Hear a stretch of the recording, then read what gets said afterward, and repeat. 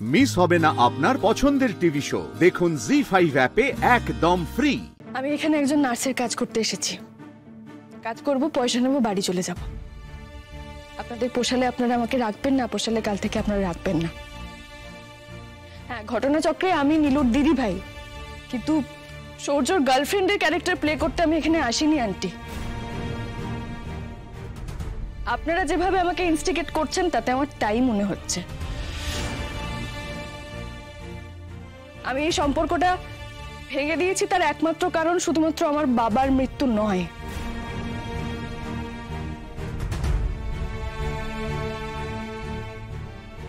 আমার মনে হয়েছিল আমি সূর্যের সঙ্গে সারা জীবন সুখে থাকবো না। আজ আমি সেটা নিশ্চিত হয়ে গেছি। আমার জীবনে নতুন মানুষ এসেছে।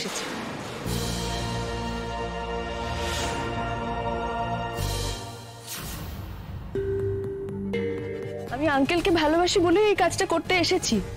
তোমরা যাই ভাবো না কেন, এই কাজটার জন্য আমি টাকা নিতাম না। আর আঙ্কেল এখন সুস্থ হয়েও গেছেন, আর কয়েকটা দিনের মধ্যেই আমি বাড়ি চলে যাব। শুধু একটা কথা তোমাদের জানিয়ে রাখি, তোমরা জানলে হয়তো অবাক হবে।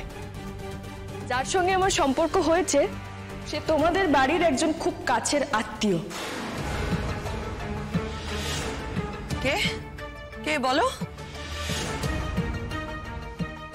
তুই ডুবে ডুবে এত জলও খেতে পারিস? কি সূর্য, কি ভাবছো এখন?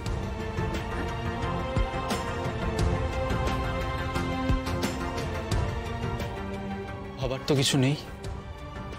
তোমার দিদিকে নামটা বলতে বলো। নাম জেনে তুমি কি করবে? তার কাছে গিয়েও চড়াও হবে নাকি? ভালোবাসা কি ওইভাবে হয় সূর্য?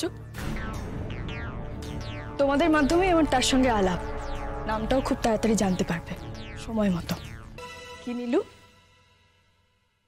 এবার আশা করি তোর মন শান্ত হয়েছে।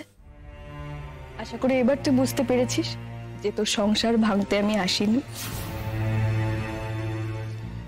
আর এই ঘটনার পর সূর্যও নিশ্চয়ই বুঝতে পেরেছে রাই আর নীলুর মধ্যে খাঁটি মানুষটা কে।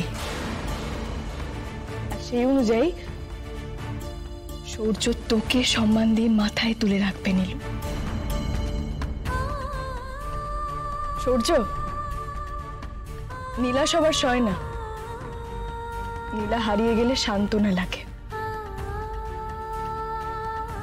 আর নীলু তোমার জীবনের সেই সান্ত্বনা। ওকে হেলায় ফেলায় মাটিতে ফেলে রেখো না সূর্য। আঙ্কেল, বলছি আপনার শুতে যাওয়ার সময় হয়ে গেছে। আমি আপনার বিছানা রেডি করছি, আপনি আসুন।